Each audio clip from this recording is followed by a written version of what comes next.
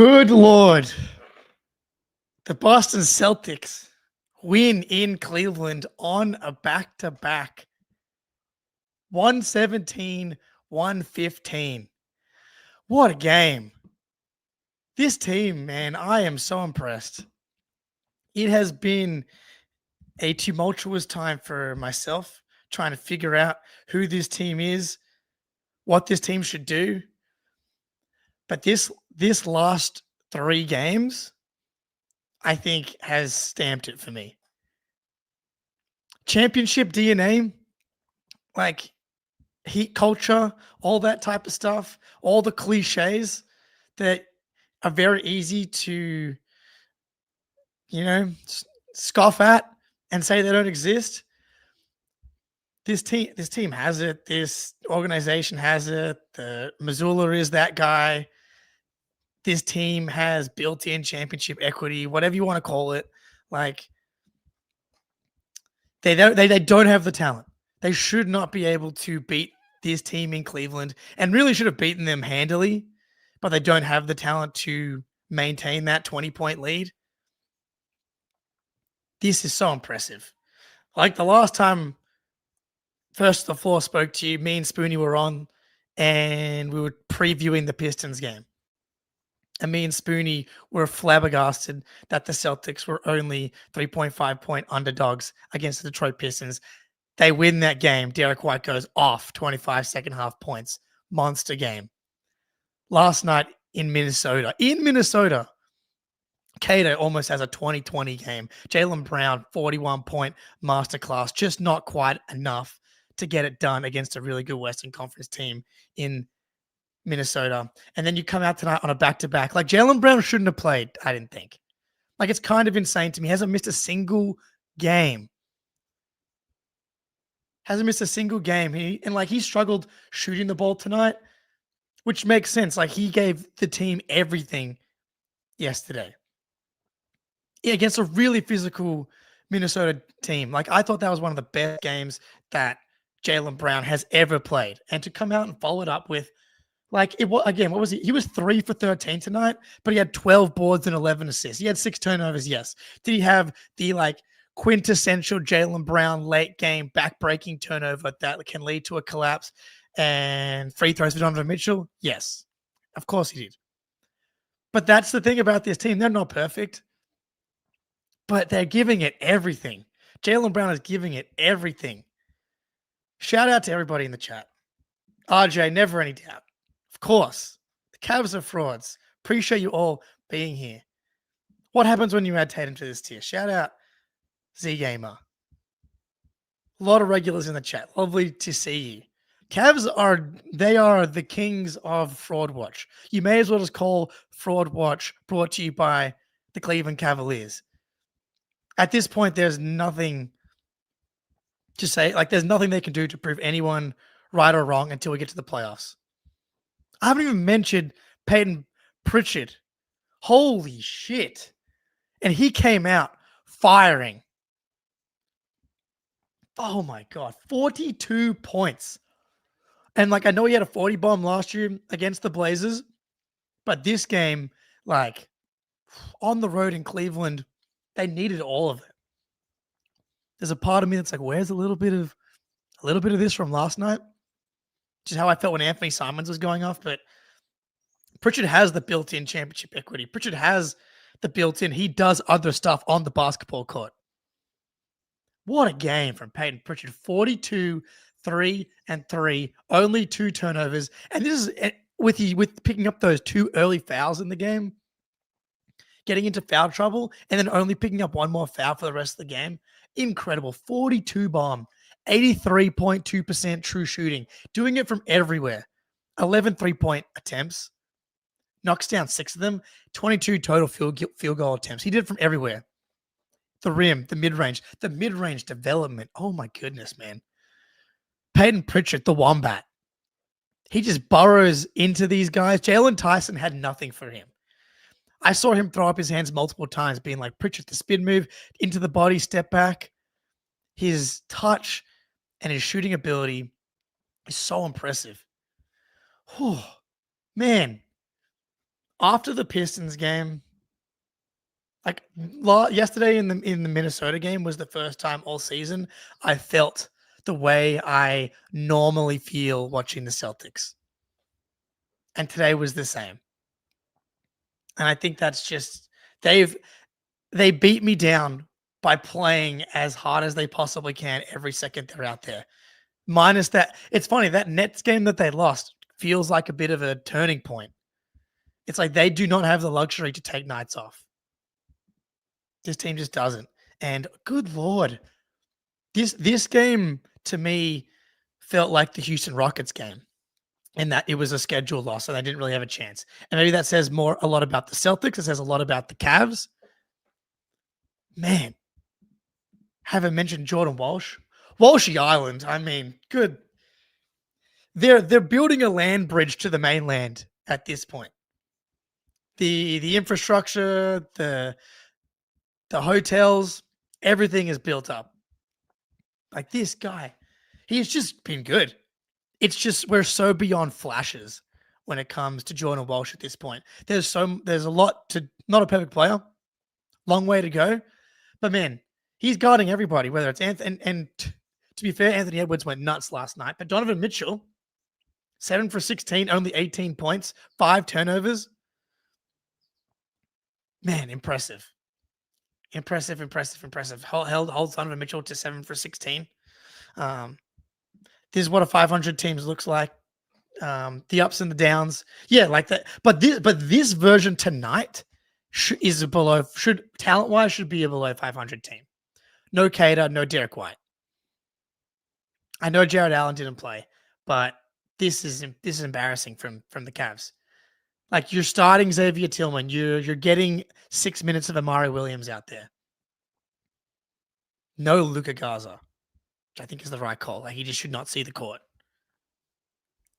And then you just play small. Man, Xavier Tillman 30 minutes tonight. I thought he was good too. Knocked down a 3, 1 from 5. But defensively, deflections. He had 3 steals tonight. Only 2 turnovers. Man, Tillman's had a couple of moments this season. It's good, a couple of good moments this season. There's been some bad as well.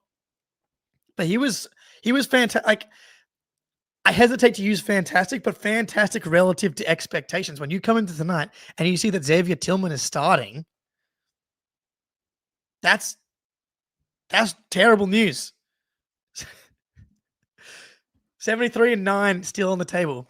Can't be ruled out with the way they're playing. 35% from 3 against a Cleveland team that shot 39% from 3 as well. So, like, this team coming into tonight, it feels like you have to win the shooting variance battle.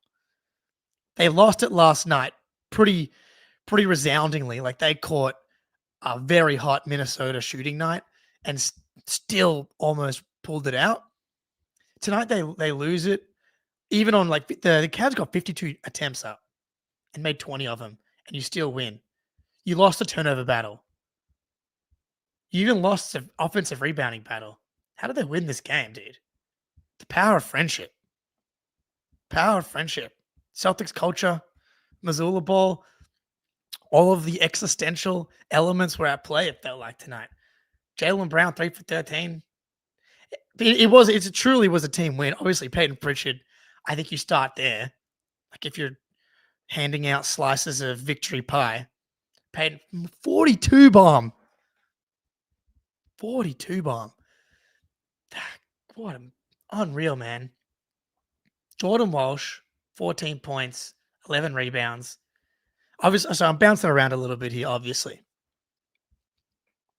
Because, man, solo, after a game like that, getting my thoughts together, very difficult. But, oh, my goodness. I mean, everybody chipped in. Even Ugo comes in. How many minutes did Ugo play? 7 minutes. Comes in, dives on the floor, gets a steal, comes down the other end, bangs a catch and 3-3, like with a pretty good contest on it too. I thought that he was going to swing that thing. Splash. Nothing but the bottom. He was somehow a -9 in those minutes, but that sequence was huge. But Jordan Walsh, 38 minutes. Holy shit. 11 boards, 6 of them offensive. and found himself in some just like he had the Celtics got a miss. Donovan Mitchell got the rebound. Walsh gets in there, strips it, steal. Usually it's a jump ball, full strips it from Donovan Mitchell, gets fouled, knocks down both free throws. 5 for 6 from the free throw line. That's huge. Like he's at 40%, I think, from 3 on the season or around there, and 1 for 3 tonight. The fact that he can be in that 33 plus range is all I ask. 1 for 3 from the 3-point line. Give me that any day of the week from Walsh. If he's going to give you all of those rebounding, he's able to take these defensive assignments that allows Jaylen Brown to rest a little bit. Not that Jaylen Brown was doing a ton of resting tonight. 37 minutes for Jaylen Brown. How is this man alive? And then we've got to come in one day off, play the Knicks. Man, this 5-game stretch, they're going to survive it. By winning the Pistons and winning this game, like you can lose the Knicks game and like you're going to get an easier stretch just by virtue of being in the Eastern Conference. God damn, man. I'm so impressed. And Anthony Simons, he was hot in that first half. How many minutes did he play? I don't know if I have like the quarter by quarter stuff yet. No, I don't. But it felt like his minutes were a lot less in the second half. He was scorching in that first half, and they needed it. And I was like, where was that in Minnesota? And the same thing kind of happened in that late third quarter, early fourth quarter. I could be getting the timing wrong, but it was Simons out there, no Pritchard, no Jaylen, and they desperately needed someone to create. And it's Simons. And for the people that are like pro Simons or whatever, they desperately needed him to create something. Couldn't do it. He had one baseline fadeaway, which like give him credit for knocking that down. But dude, just like he can't create anything. Blew a defensive assignment. Didn't get an offensive rebound. Like couldn't corral a rebound, which led to a Cleveland offensive rebound at 2 points. Didn't see him again after that, basically. Like he just doesn't do the little things. He was a -7 on the night, despite having 18 points on 14 shots. Like he just needs to be so efficient scoring the ball. And I know single game plus minus, but like this is a broader trend. Like he just doesn't fit the identity of this team. Everyone on this team is just like killing themselves to protect the defensive glass, get offensive rebounds, force turnovers. Doesn't get to the free throw line. Got to the free throw line once tonight. Missed it. 1 rebound in 27 minutes, bro. Are you serious? Like Peyton Pritchard's rebound rate's double, and he's 5 inches shorter with way less explosiveness. It's frustrating. Baylor Scheinman continues to be pretty good as well, by the way. Had that really nice drive, kind of pump fake, get into the mid-range floater. Really, like Baylor's been solid defensively, much better than I could have ever hoped for. His like 10 to 17 minutes that he's been getting every night have been really solid for 2, 3, 4 weeks now. Like the tide has just turned. Like we're up to what? We've played 20 games now. Are the Celtics 11-9? I can look it up quickly, but I'm sure you guys can confirm for me in the chat now. We've played 20 games. Baylor's had a good season. So many of these guys have been good and exceeded expectations. Like 2 games above 500. They've had pretty good injury luck, but now this is 2 games without Cater, and they've won them both. When we were previewing the Pistons game, we were like, I'm pretty sure Cater is the player we can survive the least from. Awfully worded, that sentence. Jaylen Brown, number 1, you cannot survive without him. And Neemias Cater's probably number 2, we thought. But man, next man up mentality. I don't even think it's a question. Like that these guys can just throw Tillman out there. And it's not because Cater is not awesome. He had a career game yesterday. He outplayed Rudy Gobert and Naz Reid yesterday. He was a monster. Like Cater's playing so well that the search for the future big man is becoming less and less of a question, because it's like, I think Cater could maybe do it. Obviously, you want to try and get someone better than that. But he's been that good that question's becoming less and less pressing. Obviously, I want to still trade for Ivica Zubac. Call it in. Call it in.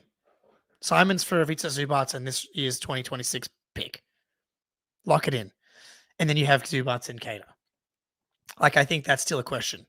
Can you say PP is a better scorer shooter than Simons? I don't think that's a question at all. Simons is a glorified catch and shoot guy to me. His ability to create off the dribble against good defense, and Pritchard can struggle with this as well. He struggled with that yesterday against Minnesota.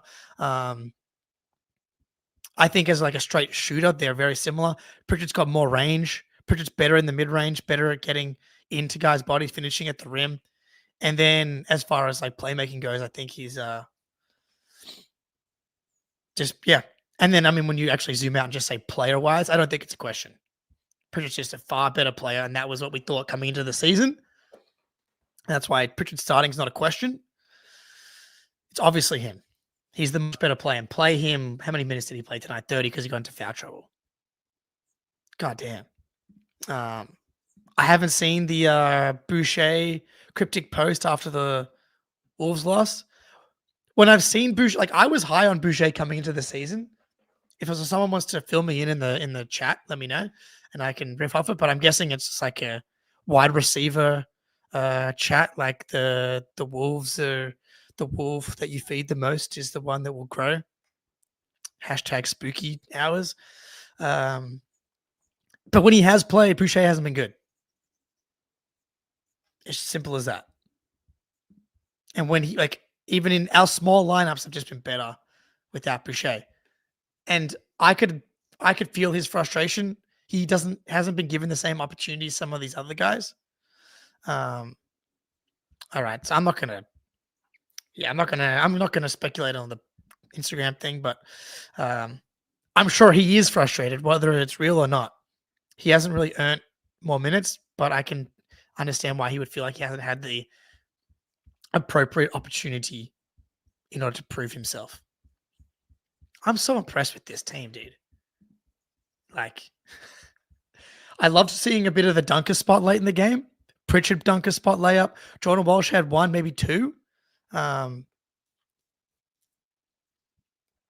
yeah, like the game was awesome. They had that. They won the game.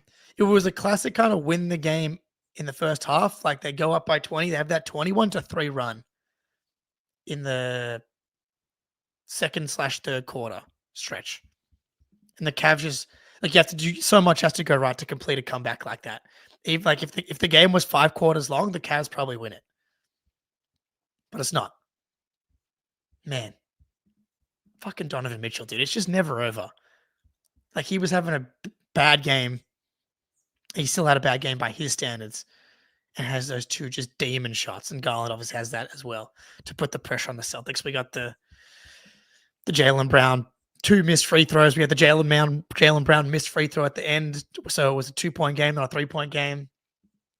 This game had it all. All right. I'm sure I'm missing stuff like in this specific game. But yeah, it's just hard off the back solo just to be like, whoa, what just happened? Amari Williams, 6 minutes. We'll zoom out a little bit now. Bigger picture, Amari Williams, I think should just keep getting Garza's minutes. I didn't think Amari Williams was very good in his 6 minutes tonight. I'm not sure if it's motor or just lack of understanding of positioning or what. But he's huge and athletic. I don't feel his size and athleticism very often when he's out there. That was the same in summer league. But he was Amari out there on the last possession? Shout out to him. Oh yeah, in the Pistons game. Yeah, that was no doubt. So I thought he was much better in the Pistons game. Very short sample size in today's game, but he should just get Gaza minutes. I think you should just play him 10 minutes a night. Like if Cater's out, then Amari should be playing. Even if Cater isn't out. I don't know, maybe Tillman's earned his way into more minutes now. But That's what's so amazing about this season is coming in to the season. If you were like pro tank, well, our perspective was play the young guys. You have to try and develop. You don't want to be 500 and run Jalen, Derek into the ground. And now you might be running Jalen into the ground a little bit because his usage is insane and he's playing every game. But we were like, you have to play the young guys. You have to find out what you have in Baylor, in Walsh, in Minot, and all of these guys. And they've done that. I know, like Missoula in previous seasons, he hasn't been quick to go to some unproven guys. He's had a very short leash with Jordan Walsh. He's had a very short leash with Baylor Scheinman. But this season, everyone's been getting opportunities. Everyone's been given their chance. All of the young guys played tonight. So, like Amari, Baylor, Minot, Ugo, Walsh. All of them. And so we're getting this season where I think we're exceeding expectations. They're exceeding my expectations of a 39-win season. Slightly on pace for like 43, 44 wins. We're ebbing and flowing between. We're definitely trending up though. Like from 0-3 on, right? Like we're definitely trending up. But it's off the back of Jaylen Brown, Peyton Pritchard, Derek White, obviously. But Jordan Walsh has been starting for how many weeks now? Jordan Walsh played almost 40 minutes tonight. Ugo came in, was huge. I would say of that young group, Walsh was the one you saw the most from tonight, and probably the one you've seen the most from now in this season. Josh Minot as well. He's kind of ebbed and flowed. I thought he was fantastic in the Timberwolves game. Didn't feel him as much tonight. I thought he rebounded well and was like okay in his minutes. But yeah, like this is what you wanted to see. If you're going to end up with the worst case scenario, which is like be the 8th seed, at least be the 8th seed because Cater, Walsh, all these guys. Oh, sorry, I said Walsh. Cater is the biggest development story of the season. He slipped my mind because he didn't play tonight. But Cater and Walsh, like if you're going to be the 8th seed, if you're going to sneak into the play-in, sneak into the playoffs through the play-in, at least do it because these young guys have exceeded expectations. And it makes the need for hitting on a high draft pick less necessary. Back to the big picture stuff. I tweeted out, I might be back in, all in on W's. The Eastern Conference is just so bad that the Celtics are going to be in position to play spoiler in the playoffs. Like after they are now 11-9, they are 2.5 games back from the 2 seed. Like the Raptors are the 3 seed, tied for the 2 seed. What if the Raptors end up the 2 seed and you are the 7 and you get in through the play-in and it's Raptors Celtics with Jason Tatum back in mid-February and he works his way back into like 90% of himself before the playoff start? You're going to beat the Raptors probably. And then you get to play the Heat. Obviously, like you've got playoff demons from them in like the second round or something. Like you can beat any of these teams. I love the Pistons. I was super high on the Pistons coming into the season.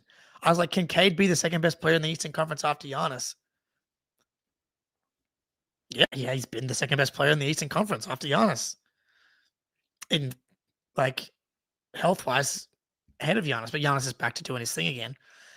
But the Bucks like stink.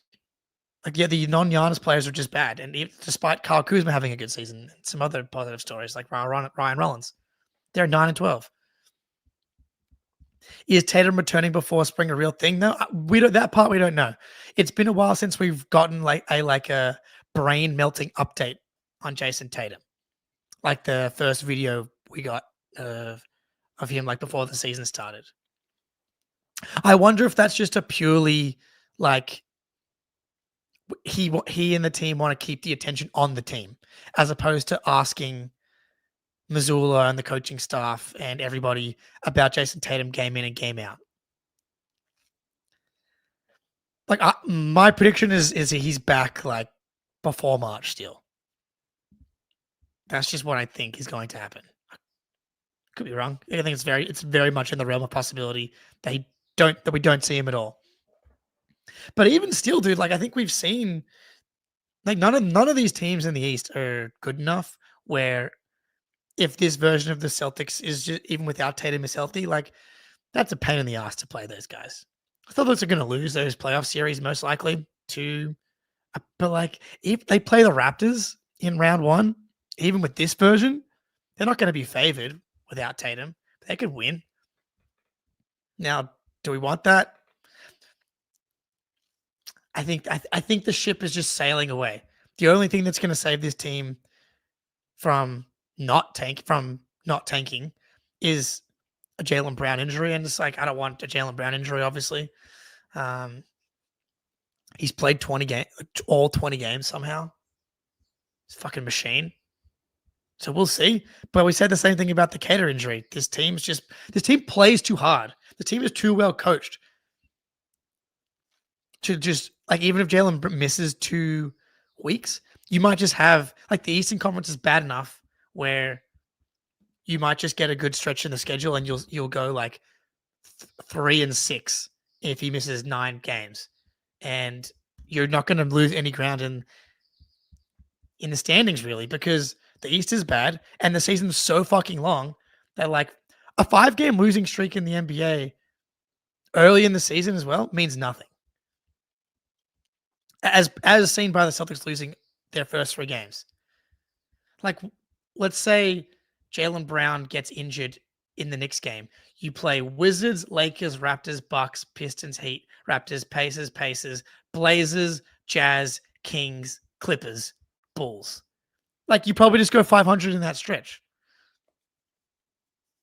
Like, I forget who said it. Maybe it was JJ Redick recently. He said it last season. I heard it on a podcast recently that the NBA has become a play hard league, and Indiana and Oklahoma City spearheaded that movement last season by being teams that in the regular season would go like 11, 12 deep on some nights. And the classic, coaches shorten their rotation to 6 and 7 guys in the playoffs. The Pacers were still playing 10 guys. The OKC Thunder were going, and the Thunder were like both teams were talented and deep enough to do it. But you don't find out if you're deep enough to do it unless you play these guys. And who knows? Maybe this was in Jordan Walsh last season and we didn't find out because he didn't get the chance. We'll never know. But we're seeing it this year, and I think we're too good to tank. Too well coached. Missoula Ball culture, man. I just don't think it's going to happen. Schedule like that, yeah. Like you could win the next game. I don't know. Is OG Anunoby still out? Then you got the Wizards. I mean, I haven't seen much Raptors, but like, I just don't buy it. All these games are just winnable. Like the Lakers, like games against the Lakers and the Nuggets are the only games in the next like 10 plus that I'm like they can't win. Or not even that they can't win, but like it's very unlikely. Man, impressive 3-game stretch from the Celtics, even though the T-Wolves game was a loss. Now imagine if they had won that game and then come in tonight. I wonder if they had won last night. Maybe we don't see Jaylen Brown tonight, but what a fucking hero. What a team. Jaylen Brown, Peyton Pritchard. Championship DNA.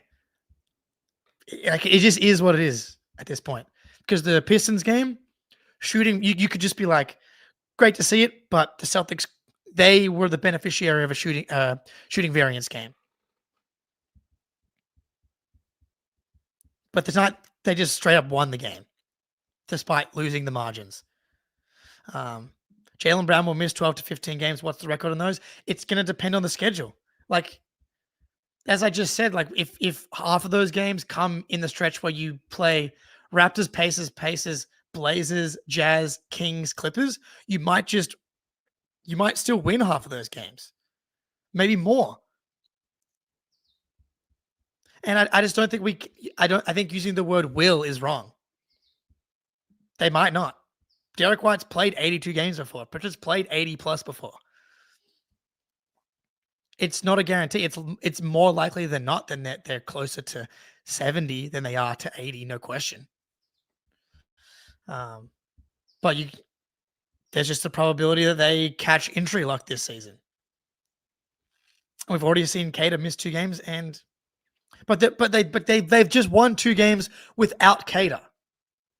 They just played Xavier Tillman 30 minutes and won against the Cleveland Cavaliers. So it is what it is. The record is the record. We'll see what happens with the injury luck, but they're trending up to me. And with so many new guys, like there's reason to believe that they can. So many new guys and so many young guys. There's reason to believe that they, continue to trend up. Cavs look bad, TBH. That's fair, but they still had Mitchell Garland, and the Cavs are what? They're oh man, we're 1 game behind the Cavs now. Crazy, embarrassing. But that's the point. The East stinks. None of these teams are good. None of these teams are good enough where you just throw your hands up, even on a shorthanded night, and say you can't win. So, fuck it, man. Cinderella run. Let's push. 2 games out of the 4 seed. That's insane. Just go beat the Knicks. Why not? Go beat the Knicks. And then you get the Wizards. Let's go. It's a fun team, man. Yeah, they've beaten me down. I can't help but root for them. All the W's, give them to me. I love it. Appreciate everybody being here. We'll be back again some point. Celtics fucking win. Love it. Not as fun as the Pistons win. Maybe second best win of the season. Don't know. But the fact that we're able to start ranking best wins of the seasons is exciting. Good to be back. Till next time. Go Celtics.